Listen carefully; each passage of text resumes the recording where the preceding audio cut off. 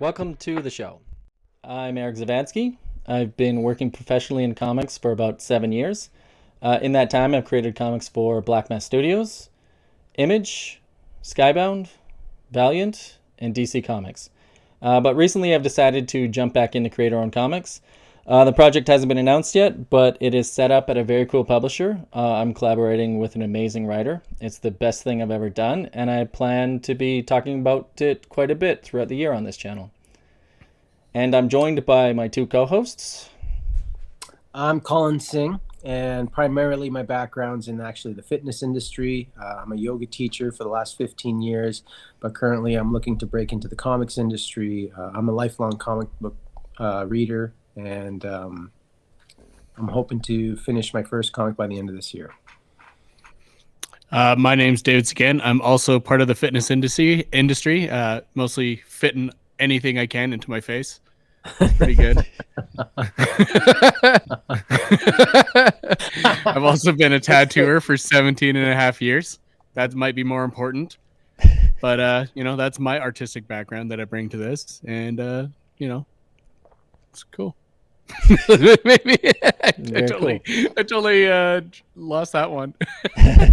So yeah, we've the three of us have been friends for well over 25 years or so. We've had like a group chat for a little while where we just talk about comics art all day.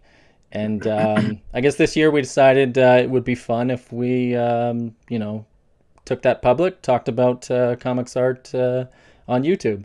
So that's what this show is. Yeah, so we've been wanting to actually do this for years. The main focus of this show is to dissect comic book art. And alongside that, every week, whatever subject or whoever we're doing the episode on, we are each going to do some artwork which relates to the episode. And Dave, do you want to let them know what we're doing this week?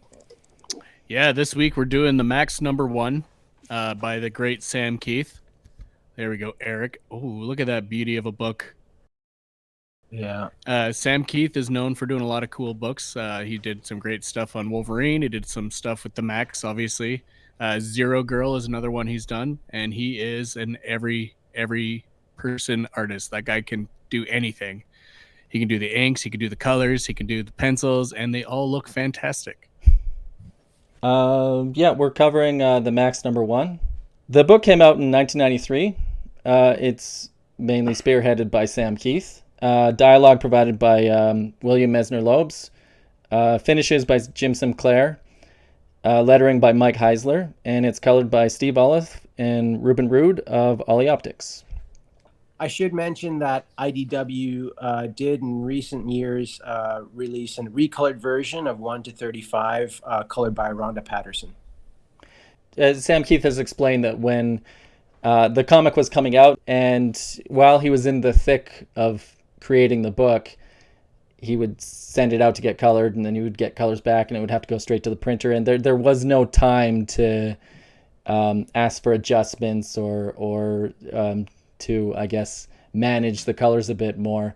So by the time it came to re-release it like 20 years later through IDW, he saw that as an opportunity to manage the coloring a little more and get more of his vision across.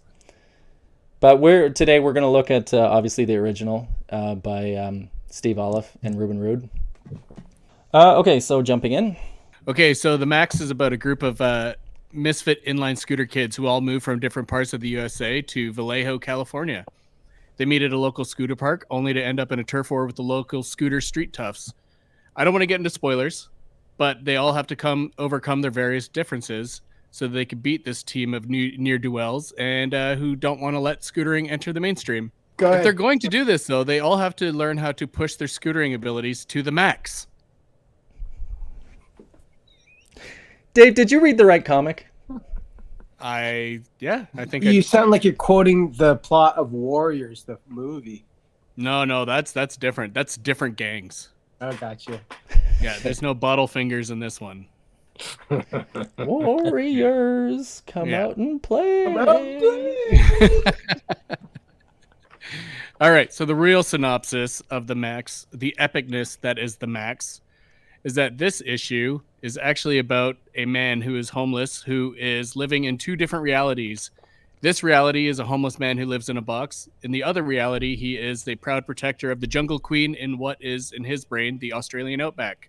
There's also wizards, rabbits, serial killers, all kinds of crazy stuff. It's great.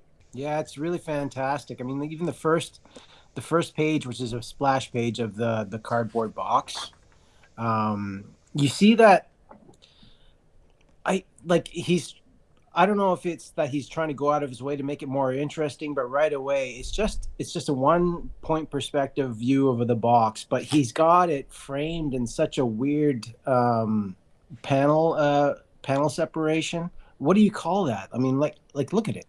Just unorthodox. It's an unorthodox framing. Unorthodox. Thank you very much. Unorthodox framing method, and it looks awesome.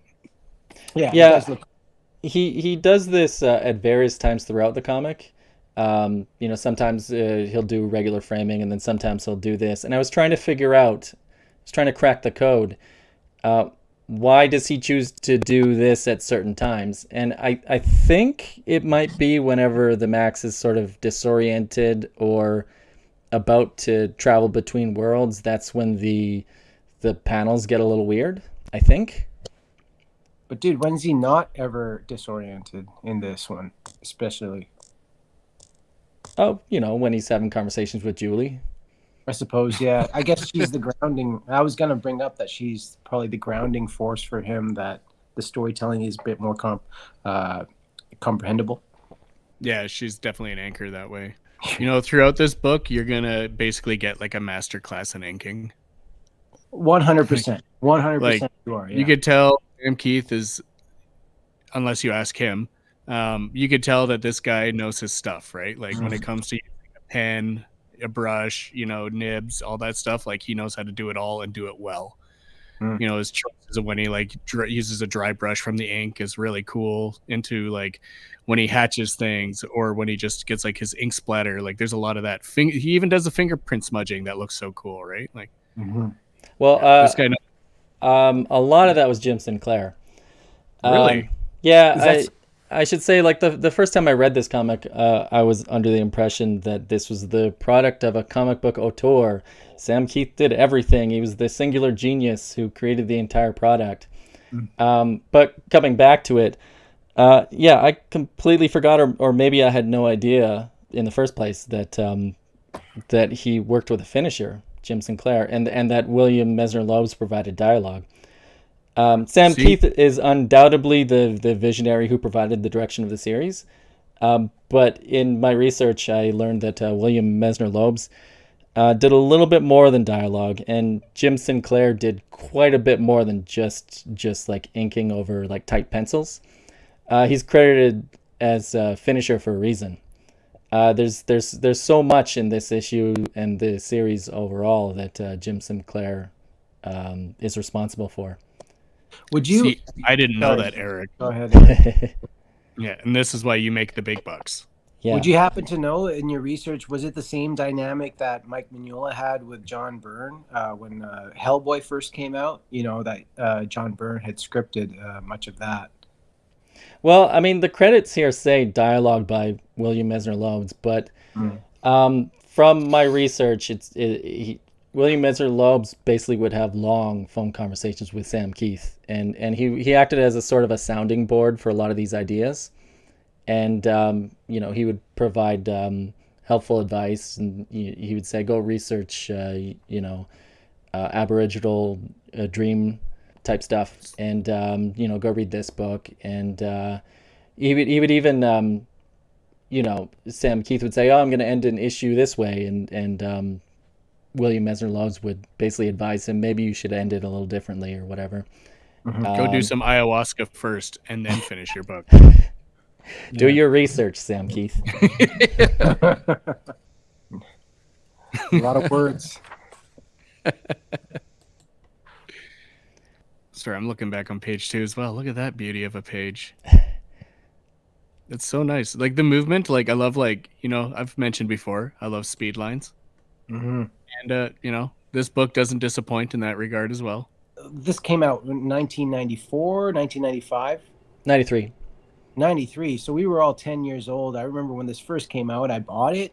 And just, I mean, the mature themes and whatnot, obviously it's questionable whether you should introduce those to a 10-year-old. But so I was confused quite a bit reading this book all throughout the run. I didn't stick with it till the end, but it actually just introduced a lot of things that confused me, if anything.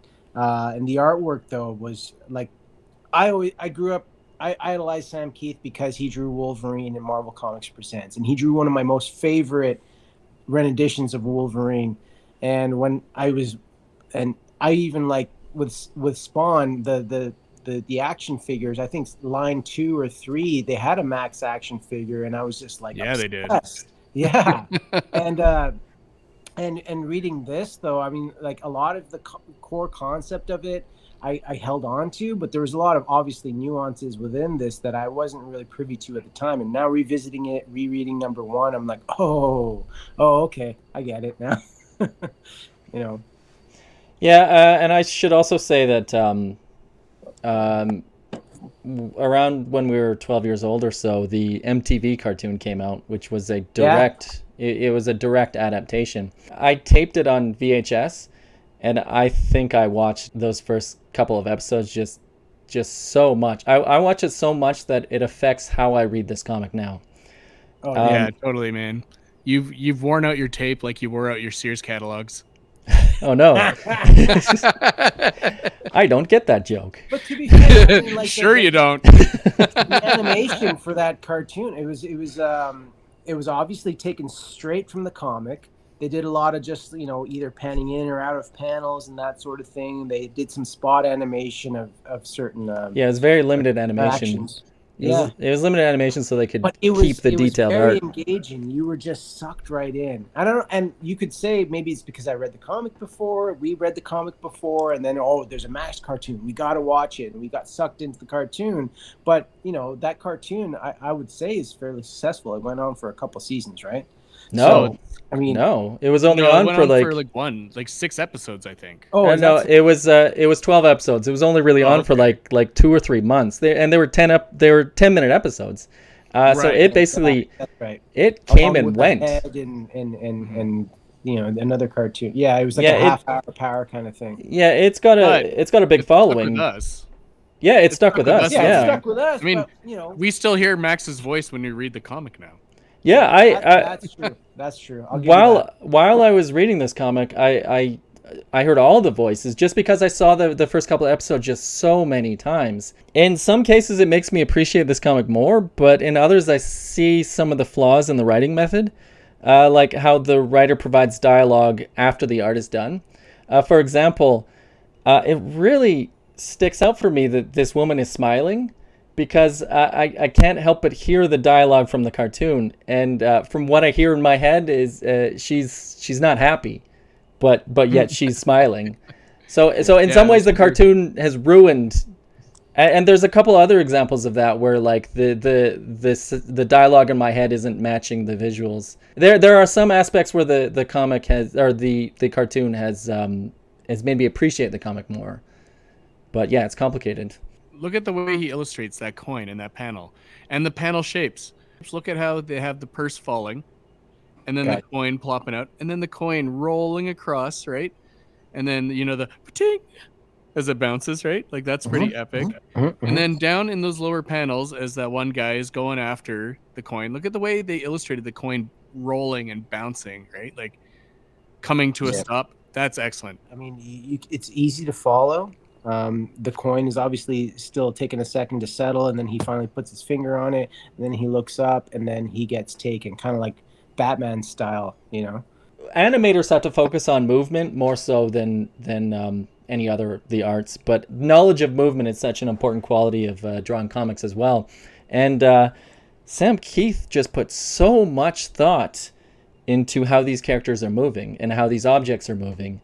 How the coin is moving and it's settling in place. Even how like the character has a scarf and how that scarf is revealing movement.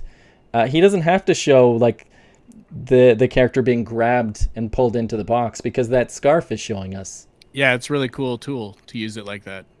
But let's roll over to page 4 so we can talk about Max's character design. Oh man, look at that.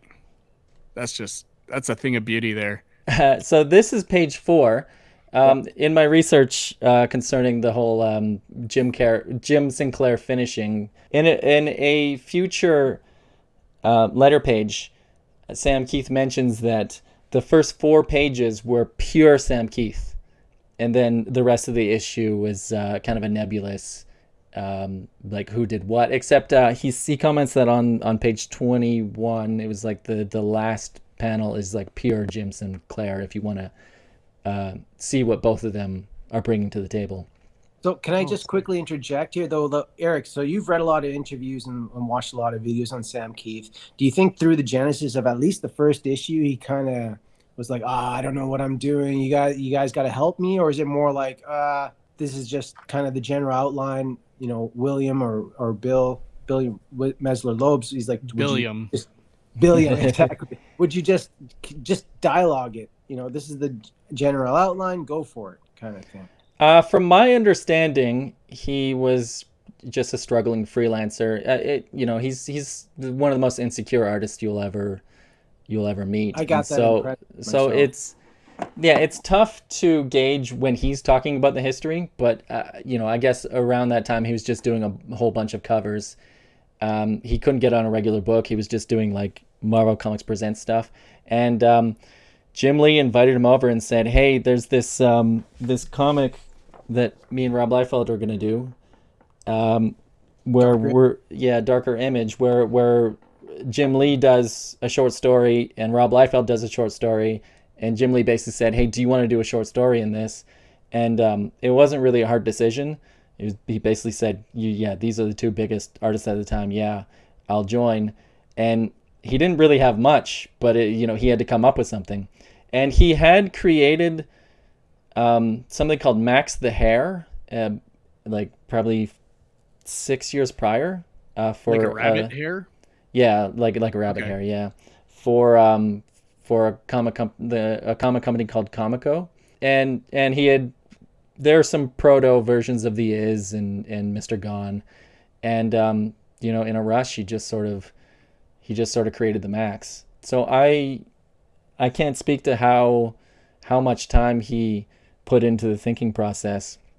I think a lot of it just was in his head over 5 or 6 years and just came spilling out. I think Darker Image was supposed to come out first and then Maxx #1, but Darker Image was so late that I think Maxx #1 came out a couple weeks ahead of Really? Darker Image. Yeah. I actually remember that. I think that sounds about right to me. Yeah, typical Image. I have like 6 copies of Darker Image #1. Oh yeah, you could probably find piles at various My comics dad's got like shops. 3. Yeah. I just wanted to comment on page 5. I mean, here's the thing. What drove me to Sam Keith was not his storytelling or anything like that. It's just the way he portrayed characters. And in this case, he could draw beautiful women. You could tell the damsel that Max ended up rescuing there in panel 5 and 6. Like, those are really reminiscent of like Steve Bissette and John Tolman from the Swamp Thing days. Really beautiful stuff, and the menacing silhouettes of Mr. Gone, who's the villain of the book. Really well used, just like you can tell just from the general black silhouettes that it's a menacing character. He's got that classic kind of just triangle red eyes. He relies quite a bit on simple shapes to evoke some emotion there. I agree with you completely, man.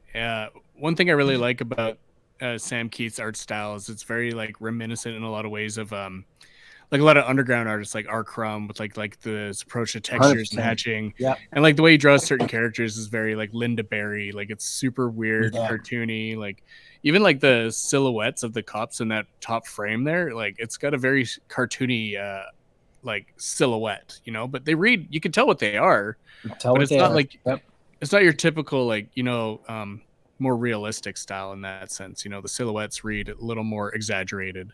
Yeah, and I just see the animated series with those exact silhouettes used and just how it was animated. Yeah. And sometimes it's us. Yes. Yeah, and sometimes it's us. Exactly.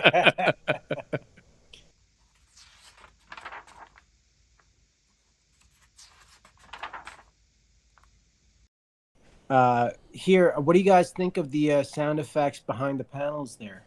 That's his Again, headache. That's his headache, bro. so then, what do you make of the panel framing? I love it. Yeah, I guess that goes towards my theory that the fractured panels are when he's starting to lose track of reality or when he's disoriented. It's a bit of that buildup, right? I think he's starting to fracture because then it transitions immediately in the outback, right? Mm-hmm. Yeah. But before we move to the Outback, I just want to comment that when I think about the recoloring, I think about this big splash page. This has a very dated quality to it, and I like it. But if you look at this closely, you can see there's like circular gradients, like very clear. They aren't subtle at all on his shoulder and his body. Yeah. Steve Olive and Ruben Rude provided the colors for this, and yes, Steve Olive is the godfather of digital coloring. He was the first to provide digital colors to comics with the Marvel Epic Akiras from about 4 years before this. We're gonna do a deep dive on that, though, just so you guys know. One of these days. Yep. But yeah, before digital coloring, there was the four color process. And there was a production system of artists creating color guides and sending them to color separators. And I think that was industry standard for like 60 years. Photoshop was becoming a thing around 1993 when this debuted. But Steve Olive and Ollie Optics, they used a software called Pixelcraft, and it was very limited in what it could do. I think the most innovative thing it could do was to create a gradient. The software didn't have anything like an airbrush tool or anything like that. So no lens flares. Yeah, no lens flares possible, which is a good thing because later in the 90s, Photoshop became more industry standard, and colorists just went wild. They could do anything. You'd get all these, crazy effects, ugly textures, blurs, shine effects, lens flares. The Wild West of coloring. Yeah, and so I really appreciate the early era of digital coloring where things were a little more limited. I also want to say that like this, for 1993, this looked like modern comics. This looked like the future because Marvel and DC at the time were still employing the old-fashioned, four-color process. Mm-hmm. I actually really liked the coloring throughout the Maxx. Like the original series, I thought it was spot on. The recoloring does look great, and I actually agree with Colin on a lot of it. Does look better now, but like, man, it wasn't like too loud or gaudy. Like the colors were pretty appropriate for what the subject matter was. Yeah. Oh yeah, Steve Olive is great, and Ruben Rude also contributed to this issue.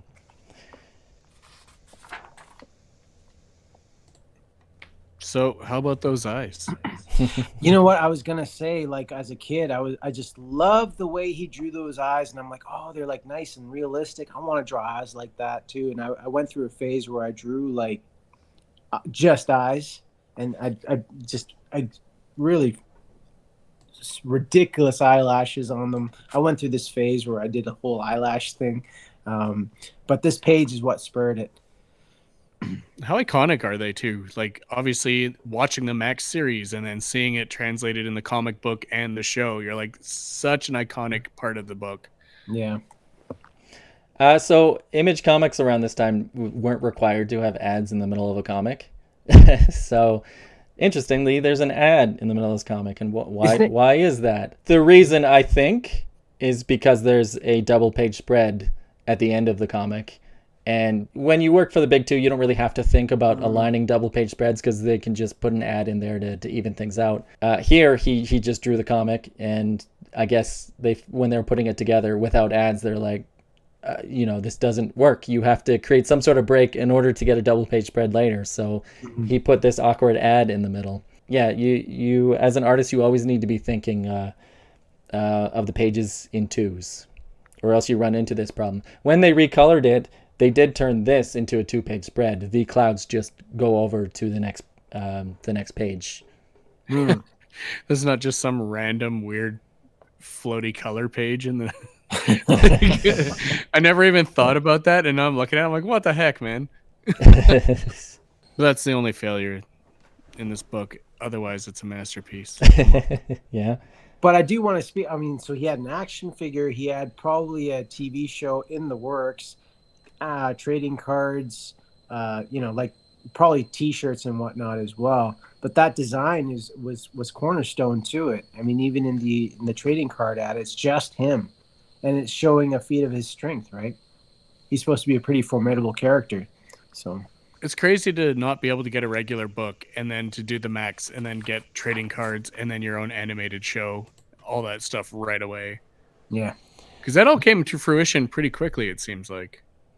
Yeah, I mean, it came about because he's a hard worker and he's an amazing artist and he got an invite, but the insecure Sam Keith will tell you that, like, oh, it's all because of Jim Lee and Rob Liefeld helping me out, and that's the only reason it's successful. But yeah, that's just imposter syndrome. Well, he's modest too. His work, I mean, to me, it's through the 90s. It's a part of it. You know, there's Jim Lee, there's Todd McFarlane, Rob Liefeld, blah blah blah. But like, there's a part of my '90s comics experience that Sam Keith played a huge part in that.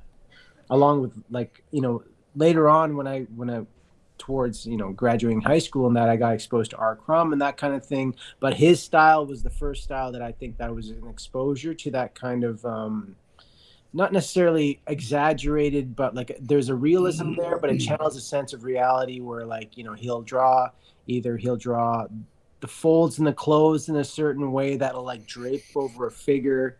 I mean, especially with his voluptuous figures and whatnot, that I tried to channel in his work. There's a scene, actually, it's probably going to come up in this one. I can't recollect, but like he'll draw the hair like shadowing over the eyes, so you can't see the eyes, but you can see the nose, the mouth, and you can see the hair, like bangs, right? And I went through a phase where I continuously avoided drawing eyes because I would always give the characters just like long hair that came up their face, and it's because of him. He was like no one else. He was a big influence on you when you were younger, eh? Oh, he pioneered your hatred of eyes, and then your love of eyes. No, but even Wolverine, you've seen him on the famous one of him on the tree trunk, and he's like crouched over the tree trunk, and you just see like shadows. His brow is so big that you just see shadows, no eyes. I went through a whole phase where that's all I did. Every character I drew, Spider-Man, Batman, whoever, it was just like no eyes, right? I mean, obviously I've grown since then, but like that was just the coolest thing. Same with like Rob Liefeld drawing like 100 teeth in the mouth. I went through a phase where I would just draw all 100 teeth in the mouth, right? It's like Attack on Titan. What, 26, 28 teeth in the mouth? Yeah. But yeah. I think there's only like 78. Dave's still drawing Rob Liefeld teeth. Yeah, I've been working on it. Still. Yeah. Legend says he's still drawing teeth like that to this day. Okay, so the gesture of the Maxx at the bottom of this panel, that's like a strong line of action. I love that pose. It's like, for her, I could be a hero, but like that whole thrust of his arm coming out and like the strength of his back leg and the forward thrust of his front leg, like that is a really cool, powerful looking pose. And the texturing that he did with the like kind of like the volumetrics, the way he drew like the different line work of the muscles of the musculature looks really cool. That's one thing that really drew me to him, is that he can do like not necessarily photorealistic, but a realistic drawing of, in this case, Max or even Wolverine taking a swipe, and it's like that's a really nice realistic drawing, but the effects, like the blood splash or the sound effects or whatever it is, kind of is in a cartoony fashion.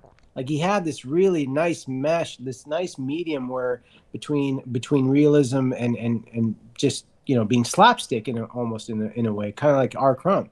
I mean, it'll go back to R. Crumb. I'm sure R. Crumb's a huge influence on him. But yeah, I just love that. I just love how he could do some kind of realistic action, and the reaction was slapstick or cartoony in effect. If Sam Keith said that he'd never heard of R. Crumb, I'd say he's a liar. You know You're what? no longer one of my heroes, Sam Keith. You're not honest. There's an interview with Frank Quietly where they were talking about how his work looks kind of like Milo Manara, and he goes, "I never heard of that guy. Who's that guy?" And they're like, really? "Oh, you never? Oh, okay." And then he goes, "No, I've totally heard of Milo Manara. What are you talking about?" That's great. What a joker. Yeah. All right, you want to skip? All right. Oh, there we go. What I was talking about, the bangs over the eyes. You got your wish. So, you know, when you're looking through this page, you know what I love that Sam Keith is not afraid of doing? Throwing 8 million panels on a page. Yes. Yeah, he is not afraid of doing that. And you can tell he's a really strong storyteller, because a lot of artists would be like, you mean more than 5? Like, that's going to be a challenge, right? Like, how do I make this work? He's like, you know how you make it work? You just draw really weird panel shapes. But they make sense. Like, chronologically, it reads nicely, you know, like the way he stacks the front panel, or the first panel on the top left down with the bottom 4, you know, and then that whole big, what did you call it? An anchor image with Julie. Yeah, that's an anchor image. Yeah.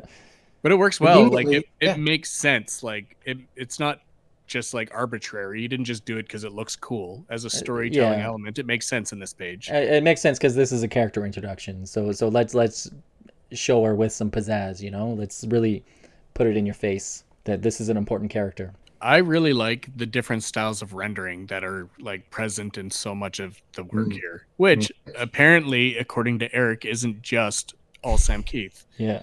So I learned something today that rocked my world. Yeah, you've got in the background, you've got that cool texture behind Julie on the anchor image, and then you got her like frayed pants, and you just got a lot of technique, a lot of inking technique showing up here. It's a masterclass. And on the next page, you guys see that 8-ball. Whenever you see an 8-ball, Jim Sinclair put it in there.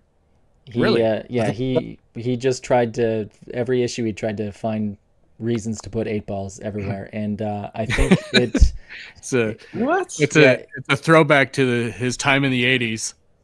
Yeah, it actually it drove Sam Keith mad. He also did I think mugs with hearts on them. Oh yeah. Yeah, just he had his little thing that he liked to do.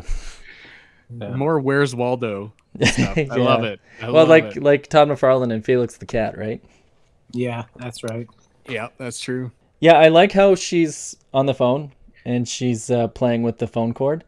Whenever you have like a talking scene, I always recommend you try to make it interesting. You try to have the character fiddling with something, or just have something going on, some sort of like acting happening. And you can see the phone cord is going on some sort of journey.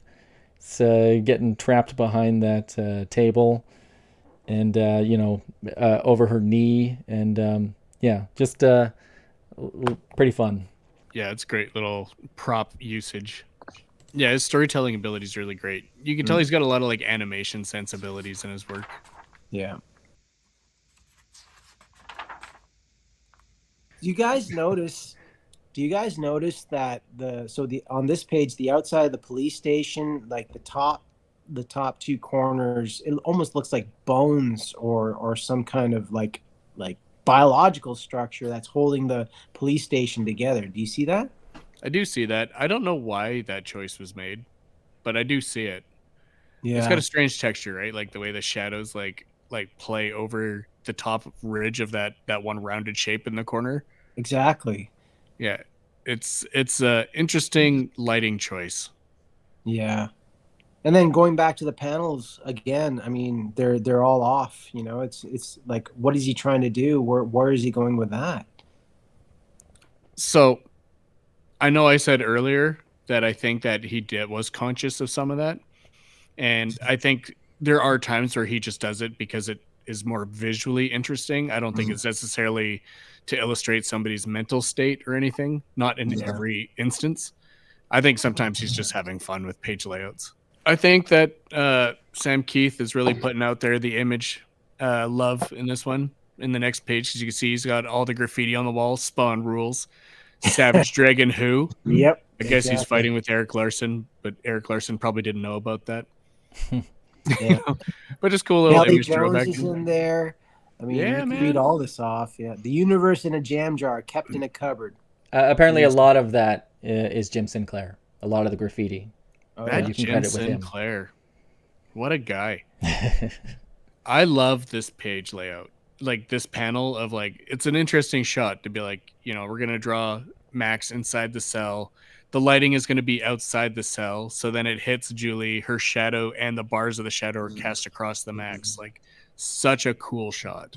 Very nicely done, for sure. Yeah, every one of these lighting choices just makes the book look so interesting. Yeah. And it worked really well because you could see why it was so strong in the animation, like how it worked to translate into animation to be visually stimulating in that sense as well. It's not just a big purple guy. Like the shots are well thought out. And on that note, this is actually the end of the first episode. The first 10-minute episode ends with them walking out of the police precinct. Oh, yeah. Oh, I forgot about that. Now I got to rewatch it. But a lot of his art is very much based on a primary light source, like, you know, shining down again with the eyes being in shadow, or like you can see in this page, and essentially Max's chin. He's got the 5 o'clock shadow going, you know, bottom left, and same with Julie on some of the bars, or the bars are like laying flat. Like he does rely quite a bit on light and shadow from one primary source before he goes in with texture and whatnot. And I think this page shows that quite a bit. I love the way he illustrates the Max and how the Max has like all these different looks with his teeth and that. It's very inconsistent, but always awesome. It works really well with the idea of like what the Max truly is, which we won't give too many spoilers, but you know, it's pretty neat. It's a neat character and a neat design, and the explanation is freaking cool. I want to say though, I'm glad that he got about 30 plus issues out on this, because he really got to flesh out the idea that Max is a very enduring character, and to the point where, you know, like in just a couple of years ago, he did a crossover with Batman of all characters, right? So it shows the enduring quality of Max. So on the next page there with Mr. Gone in the laundromat, you know what's interesting? That's an isometric perspective shot. Oh yeah. How often do you see an isometric shot in comics? Yeah, not often. People usually do the full perspective grid. Yeah, and I just think of the animated series where the where his cape or cloak or whatever is slowly growing, and it's just so ominous. And then the Izzes popping out of the darkness. Yeah. It just seems like he didn't know the TV show was going to happen in a couple of years, but it just seems so perfect for animation in ways that a lot of comics are not. Yeah. No, it's super cool, man. Like I love all the deep shadow choices he chooses too, of like to illustrate the volume of the cloak going over the machines. You know, like the one deep shadows along the ones heading towards the girl, and she's just like crap. Like it's a super, super interesting shot. Yeah, I would say that's a very important shot, introducing him as a formidable villain in the rest of the story. Having the cloak coming up over the laundry machines is a really nice touch. And also the angle of that, you know, in Spawn, McFarlane would usually draw Spawn, whether it's Worm's Eye or Bird's Eye or whatever, but it was always like a shot where the cloak is just exploding, right? And I think he took from that a little bit, I would say. Yeah, and interestingly enough, like you're saying, but oftentimes when somebody does a shot like that, like from Worm's Eye or like top down, right? When you're doing a Worm's Eye shot, you're typically trying to make your character seem much bigger and more imposing. Yeah. This isometric shot is really weird because you still get that same effect with like her being quite small compared to Mr. Gone, and like using his cloak as a prop like that as like this sinuously moving kind of fabric moving towards the whole place and filling up that space. It works really well. Yeah. Yeah, and the fact that he's higher up on the page, how he's organized the page that way where he is higher, it does give that it gives him more power in the image than her. Yeah, totally. The hierarchy. This on the next page where she's saying, "I hurt Tommy. Oh God, he did things to me." Oh man. This is so dark, and in fact, it is so dark that it was in the show, but the MTV censors made them cut it out. Wow. That's one of two. They also made them cut out when on the second page, I believe, when the woman's hair is being pulled down. That was apparently too violent. So Yeah. very I could say very because dark. it was super well illustrated in the book, but like it's not fun to watch in that sense. Like it's definitely abuse, right? Or like violent violence against women. So you're definitely like, oh, this is pretty intense. Yeah, and the reaction to the violence this character has on the last panel is just so affecting. And again, so much perfect movement that he's creating to convey these emotions. Yeah. Him leaning his head against the brick wall in shock, right? Like he's overwhelmed. And, it's sad. He just stepped out for a minute to get some snacks and comes back and, his friend's been hurt. But like he does a great job of conveying that with the body movement and the expressions on their face. Yeah. I love all the hand-drawn sound effects. Can we just point that out? Like, oh, it's so fun. Yeah. A Some of that's bygone gonna be era. Keith. Come on. Don't tell me it wasn't Keith. No, it was Mike Heisler, I believe. I can't say for certain, but actually I don't know. I assume Mike Heisler did the sound effects. In my book, I'm gonna do the sound effects myself. Yeah, audio buttons you can press. Yeah, a soundboard. Yeah. I've started doing sound effects on myself because it looks better when it's more integrated with the art. I agree. Always.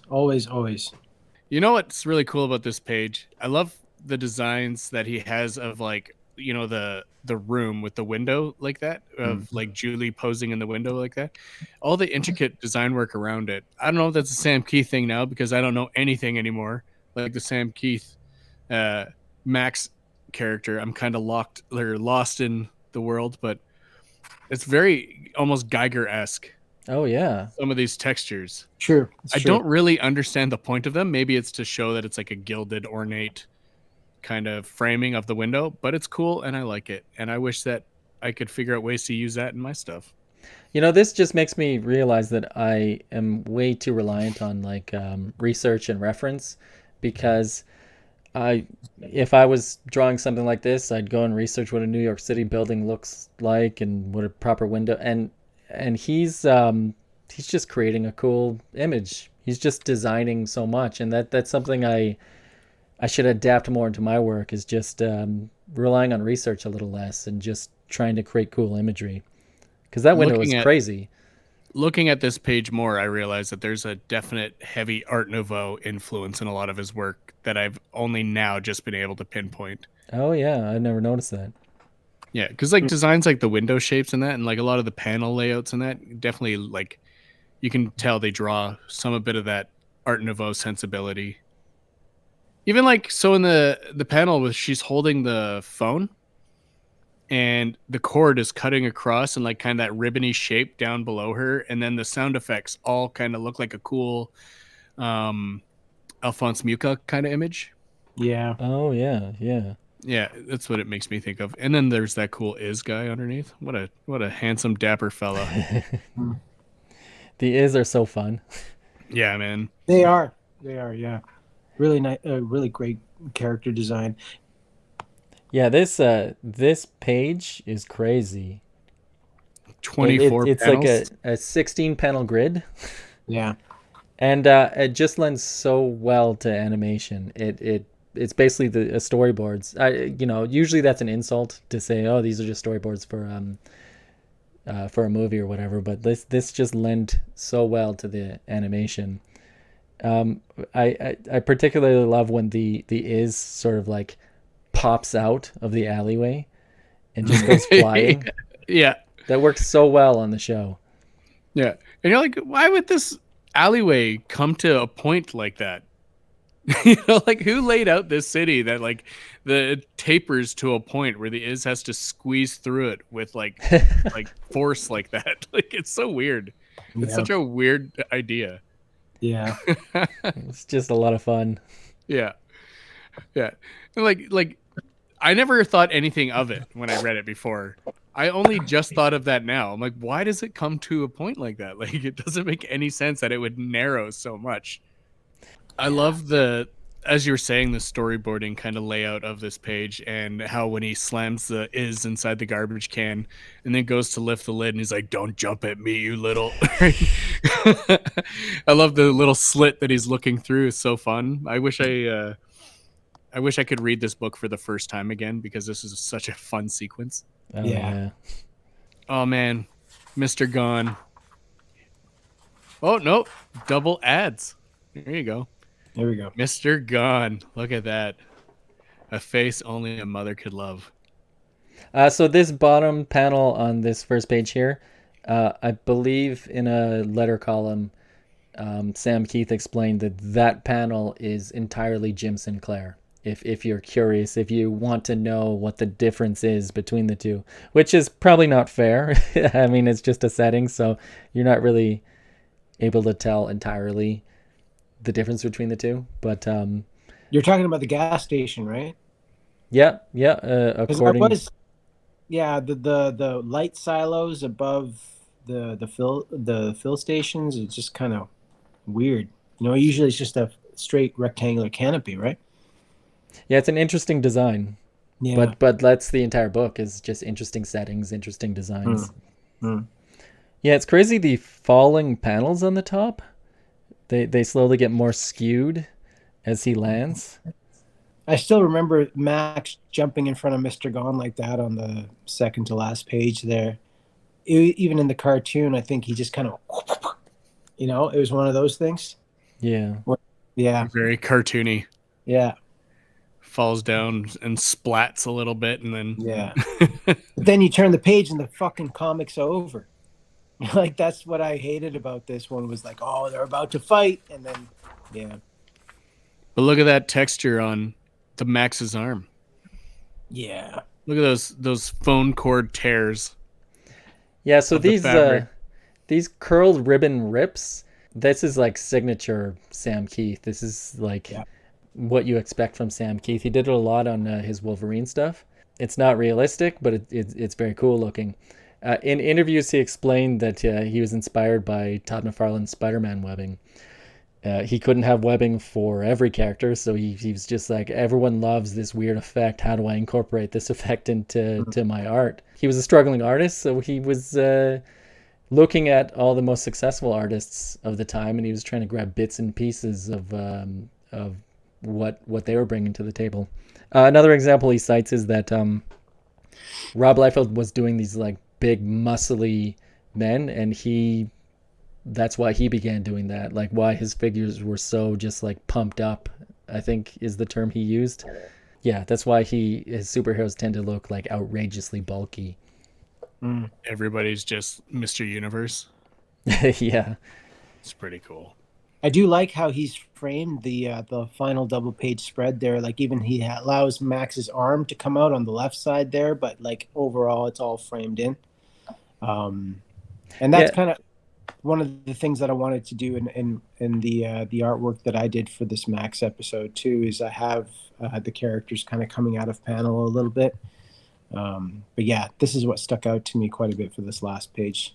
Something I appreciate is he does so much rendering everywhere with the phone cord rips and the hair and then the and then the cape. But if you look at his hand, there's basically no rendering on that entire hand. Which makes your eye go towards that. There's a lot of restraint that he's showing. Yeah. It works well with the shape of the hand with the claw too, because as you see your eye looks at the Max, obviously with this complexity, but your eye's drawn to his claw, like you said, because of simplicity, but the point of the claw makes you move your eye towards Mr. Gone. Yeah. And take him in. who's like obviously much more complex in terms of his detail as well. So it's a really cool balance of the page layout. Yeah, very, very nice. And those teeth, the teeth of the Is, I can't get over how just great that looks. They're so fun to draw. Yeah. They're so sinister looking Yeah. for such a simple little cartoon design. They're just a head with like a weird body, like tiny little body and gigantic cartoon feet. Yeah. You know, like they're very ridiculous, but they work so well. They're just like little piranhas. Yeah.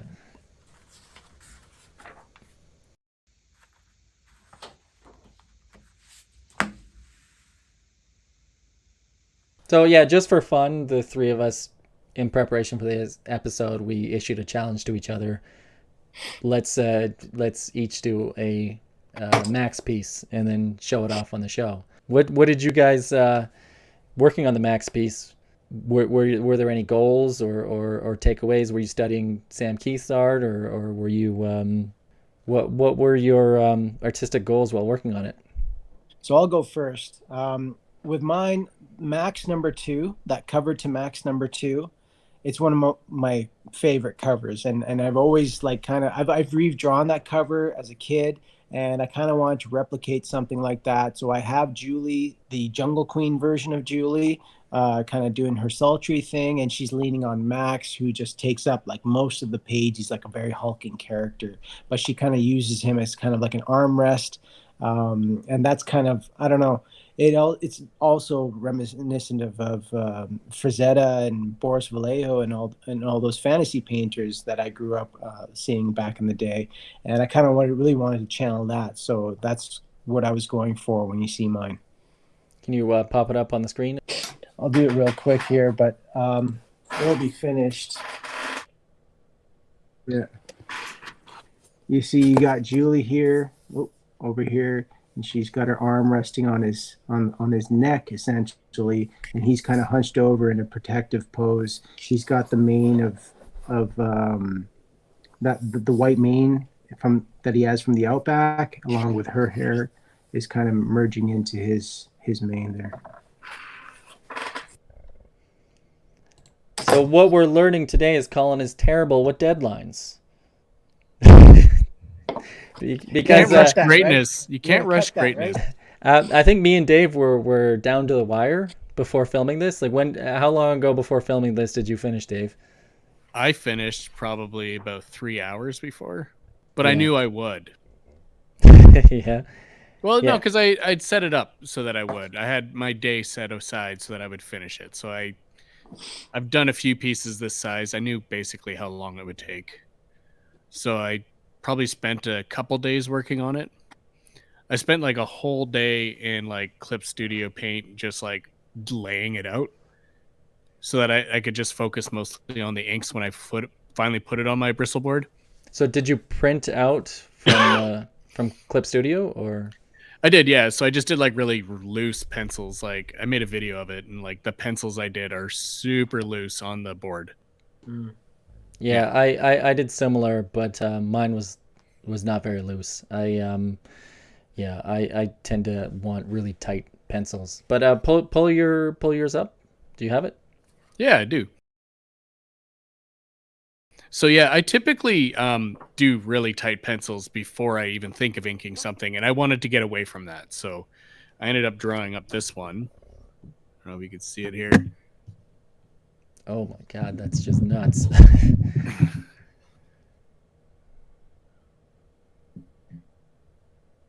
Yeah, wow.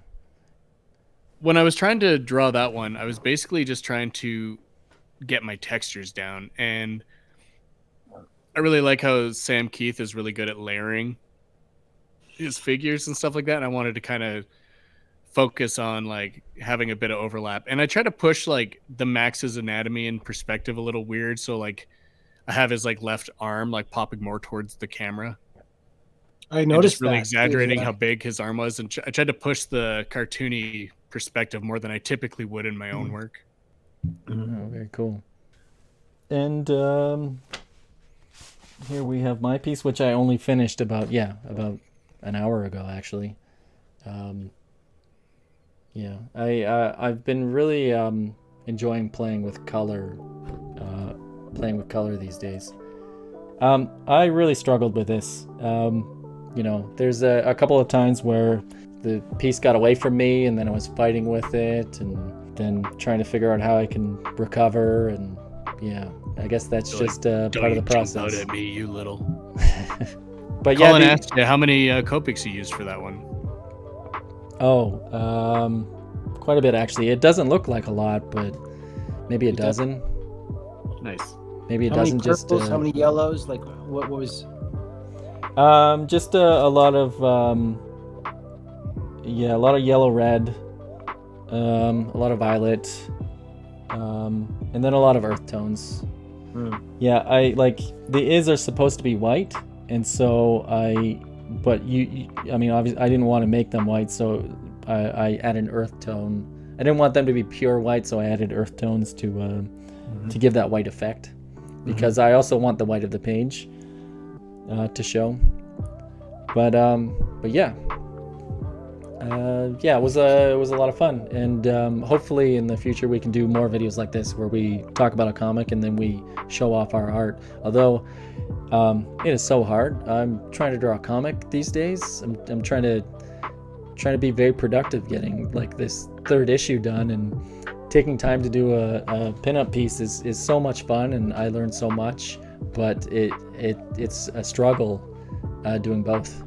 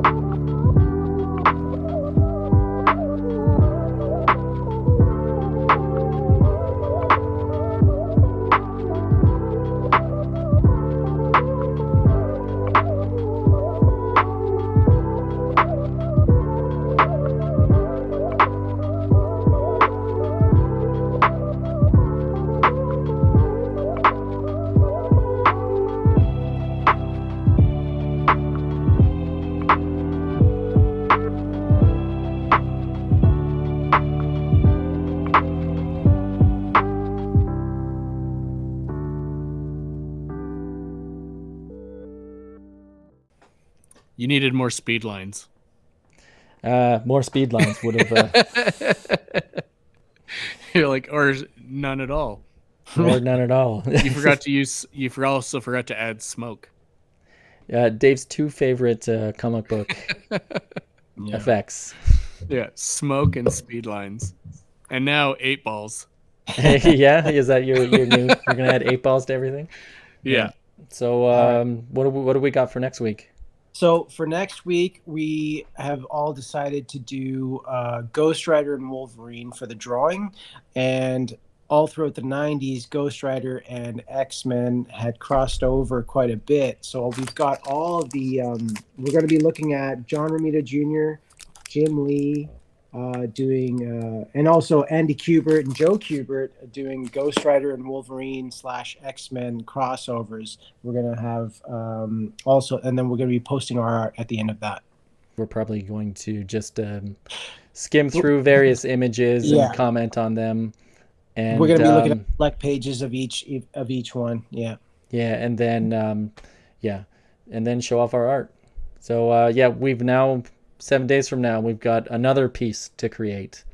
And I was just complaining about how I have very little time, and now I have another task. I have another, only, this time it's 2 characters, Wolverine versus Ghost Rider. But at least Colin will definitely have that ready for this one. I will. All right, man. We're holding you to it. Yeah, well, yeah, and everybody watching this will be able to find out as well. No, you'll see. It'll be ready. Yeah. It was just a rough week. That's all. That's the only reason I wasn't ready for this one. But it'll be done by the time this episode airs, so don't worry about it. You got it, man. We believe in you. We do. Just in time for the Kubert boys to come back to town. Yeah. All right. So don't forget to like and subscribe, ring the bell. And thank you very much for watching, and we'll see you next week. Cool. See you next week.